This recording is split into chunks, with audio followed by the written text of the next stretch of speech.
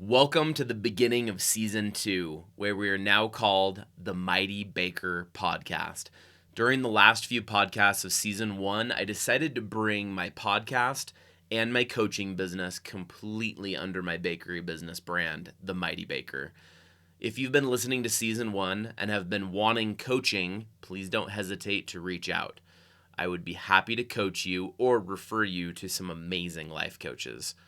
I am Pete Tidwell, your host. I am a custom cake artist, bakery business coach, certified life coach, and the CEO at my bakery business, The Mighty Baker. In Season 2, I will be sharing all my successes and failures over the last 13 years and what I've learned from them and how I pivoted and shifted my business along my journey.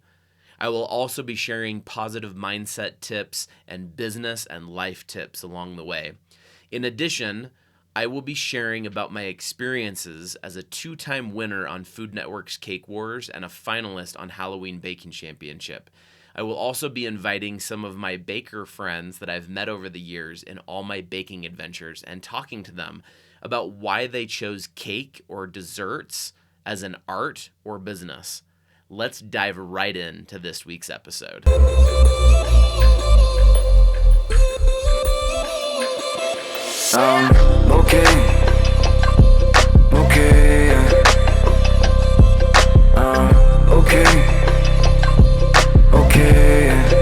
Hey, what's up, you guys? Pete Tidwell here with the Mighty Baker Podcast. I am so excited to be here on this episode today. Thank you so much for joining us and coming back. If you missed out on the last couple episodes, please go back and listen, because what I'm doing is I'm sharing a little bit of groundwork, a little bit of background to kind of help show some of the building blocks that it took to be able to build my business and some of the things that happened even before I decided to open my own business that really helped and influenced my journey. So in 2006, I married my wife, Charlotte, and we have a really fun story, and we're not going to go into all that, but I met her in the Chicago airport, and we've been married for 16 years now, and we have so much fun and have had a lot of fun over the years. We have 3 lovely children, live in Orem, Utah, and anyway, there's a whole story, and there could be a whole separate podcast about that, so we're not going to jump into that today. So the one thing I will share, though, is that my wife and I got married when we were both 23 years old, and up to that point, I had not gone to any college. So I was 23 years old. I had been working full-time for my brother at Gandolfo's. I had just returned from an LDS mission from England, and we got married in 2006. I was 23 years old, freshman at Brigham Young University in Provo, Utah, having no clue, zero idea on what I wanted to do as a career. At that point, I had no idea. The only thought that I had is that I would work for my brother at the deli, or maybe I'd, become part owner or open a deli. I don't know. I had no idea what I was going to do. So I started there in college, and the first couple years were so rough. They were so hard because I had no idea what I wanted to do in college. I didn't know what I wanted to do. The one thing I did know, and I took a couple talent or career type tests, and one of the things told me that maybe I should go to culinary school. So I looked into culinary school. I got all the information for it and everything. Very excited about it.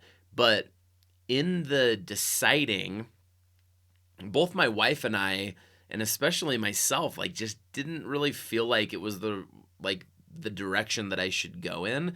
And I was so excited for it, and it seemed hopeful, but then I decided not to do it. And now looking back, I'm glad that I didn't. But at the time, it was like, oh, I want to do something food related. But I'm glad I didn't, because I wanted to become a baker, but I didn't know that yet. But it was very helpful that I didn't do that. Anyway, so while I was at college, I finally decided that I wanted to join the advertising program, which was part of the communications school. And so I ended up doing that and absolutely loved my experience. The advertising experience was such an incredible thing. I really, really loved it because I was able to go into this program, and one of my professors, Jeff Sheets, was there. And his huge thing that he teaches is creative problem solving. And that's something that he talks about in all of his different classes. And the creative problem solving was something that just very much connected with my brain and something that I really wanted to really focus in on. And as I was going to school, I met so many great people. I decided to start baking and start making cakes. So while I was going through college in 2009, I had a friend of mine that worked at Gandolfo's with me that was getting married. And we got talking, and he heard that I started doing cakes just kind of as a side hobby. And he asked me if I could do his wedding cake. I had never done one before, ever before.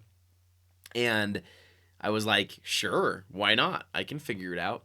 So ended up making my first wedding cake in 2009, and it was a success. It worked out very well. It was a 4-tier square cake with some daisies on it, and it was wonderful. I'll also post that on my Instagram too, so you guys can see what that looked like back in 2009. And it was a very fun experience for me to make a cake, be paid for it, in the beginning. And I loved that experience so much. So after I made my first wedding cake, I was still in school and had not decided that I wanted to open a bakery business. I hadn't really even thought of that quite yet. When I was in college, I joined a competition that was sponsored by L'Oreal in New York City. And I ended up doing this competition with a couple friends of mine. And it ended up that we did really well on our campus competition and ended up competing in New York City for the national finals. We didn't end up winning that, but we made it to New York City and competed against these big programs and these big advertising teams that were from colleges all over the US. And it was such a fun experience that got me an internship at L'Oreal. So I ended up having an internship there, and it was so much fun and also very challenging at the same time. Working those long hours, I would come home, and that's when I started baking a little bit more, is because when I was at this internship, and especially when I went back for the full-time job after I graduated. So lived in New York City for a few months, moved back to Utah for my senior year, and then moved back to New York City. But while I was there, I started baking, and I got so interested in it that I did some tours of some pastry schools there, and I almost went to pastry school there, but I decided not to because it was so expensive. And I purchased a pastry book from what was known then as the French Culinary Institute, and I believe the pastry book that I bought was like a year or two old. I ordered it and came to my little apartment in New York City, and I started baking through that from beginning to end. I religiously went through that, and it was my stress relief. It was my hobby. It was my thing to do when I was so stressed and I really didn't like my job a ton. Like, I liked parts of it, but there was a lot of it that was very stressful for me, and it wasn't quite as creative as I wanted it to be. And it was a very interesting growing experience for me. So being able to go home, bake baked goods and cakes and pastries was such a great thing for me in the time. And while I was doing that, I also switched jobs from L'Oreal. I worked at Microsoft for a little while and took that job for a little while. And that ended up being a great experience because I met some people there. Also was able to land some other cake and dessert orders from some people that I met there as well as at L'Oreal. I made this amazing Easter cake that was in Central Park for a friend of mine. I also made a Spider-Man cake that was for the drummer of the Killer's son. And I got that through some crazy connection through working at L'Oreal. And I also made some cookies for some charity fundraisers that were part of L'Oreal and Microsoft. And it was just a fun little season of my life where I was trying and baking and trying different things, and really at that point had no idea what I wanted to do. And there was a funny thing that I used to do on my lunch breaks when I worked at L'Oreal and at Microsoft is I would visit bakeries in the city, and I would bring my sketchbook and I would draw a layout of how their whole bakery was laid out. The kitchen, the lobby, the customer flow, and I would write out all these things trying to look and see, like, how do they work? How do they operate? What's the best way to put this thing together? And I also would go over to Barnes and Noble across the street from L'Oreal, and I would sit down and I would read this book that was like how to start a bakery business or something. It was a small little book, and there was like only one or two copies there. I never bought it, but I would just go there and read it. And during those times, I kind of decided that's what I wanted to do. Did I want to open up a bakery business in New York, go back to Utah? Like at that point, I had no clue. I had an opportunity come to me that my aunt, who ran a baking, wedding cake, and catering business for many years up in the Seattle area in Bellevue, Washington, she was about to retire and was wanting to possibly sell her business. So I took a trip to Seattle, looked at her place, and all in all decided that I didn't want to do that and wanted to open up my own business. So after deciding not to do that, went back to New York City with my wife and my two kids and trying to decide what the next step was. I was currently in a contract job at Microsoft, trying to figure out what my next steps were. What was I going to do next? I didn't really know.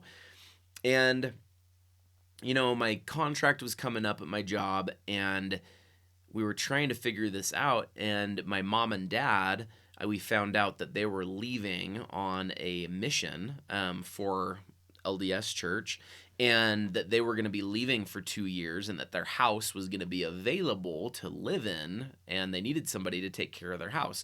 So we moved back to Utah in 2013, and I started my business, The Mighty Baker, in 2013 from my mom and dad's kitchen. I licensed their house, their kitchen, through the Utah Cottage Food Law, and I started baking. We started selling all of our desserts at farmers markets. I started advertising my wedding cakes, putting together all these things. And that's what we're going to jump into next week, is we're going to kind of jump into the beginnings of the Mighty Baker. Why did we call it the Mighty Baker? What was the journey like? What was running from the farmer's market, opening a cottage food license business from home? What was that like? What does that entail? And I am really excited to jump into this next part of this journey, because this is where all the little pieces kind of start coming together and all the learnings come together. Because keep in mind, I am 100% self-taught baker, self-taught cake artist, self-taught entrepreneur, really. I went to school for communications and advertising and took a couple business classes, but really, I was just forging my own way through this thing, because I decided not to go to pastry school. I decided to do an advertising and more marketing advertising degree instead. And so I just decided to jump right in and figure it out as I go. And it was a fun experience. It was super fun. So I'm excited. So next week, come back and join us, because we're going to start talking through some of those beginning groundwork type things that I did, and just starting and just jumping right in. And some of the good things about that, about just starting and jumping right in, but also some of the downsides to that as well. And some of the things that I would, looking back, that I would do differently in my journey. But I wouldn't change any of that, because all that journey is all a groundwork for what I've built and where I'm at now. But for my advice to those of you that are wanting to start a bakery business, I would suggest probably doing it slightly different and maybe talking over some of those learnings of what I would suggest and maybe how I would have done differently if I was doing it now. Anyway, we're going to be jumping into that next week. Hope you're having an amazing week. If you are a bakery business owner and you're at a point in your business where you need a little extra help and you need to help to be able to how to deal with your overwhelm and your confusion and next steps on how to bring your business to the next level, and also how to manage your mindset as you're trying to grow your business and not go completely insane. Because running a business and being an entrepreneur is not the easiest thing to do, but there are some tools and tricks and tips that you can apply to your life that will help ease that and make it so it's not as insanely crazy. It'll always be insanely crazy, but there's some things that you can do to help manage that and to be able to help your life be that much better. So anyway, hope you all have an amazing week, and we will see you on next week's podcast episode of the Mighty Baker Podcast. See you later. Thank you so much for listening to today's episode. Season 2 is going to be incredible, so stay tuned and buckle your seatbelts, because in coming weeks, we're going to have some fun things we're talking about. The Mighty Baker has a lot of exciting things going on. Head to themightybaker.com or follow us on social media at The Mighty Baker to stay updated on what we have coming down the pipeline. One new area of my business that I'm very excited about is my bakery business coaching. I am now taking on one-on-one clients, coaching them on how to grow their bakery business and how to stay sane as a small business owner. Head to bakerybusinesscoach.com to sign up for a free 30-minute discovery coaching session. I'd love to coach you on any issues you have going on in your business or your life as a business owner. Please join us next time on the Mighty Baker Podcast. This is your host, Pete Tidwell, signing off and reminding you to make your day a mighty one.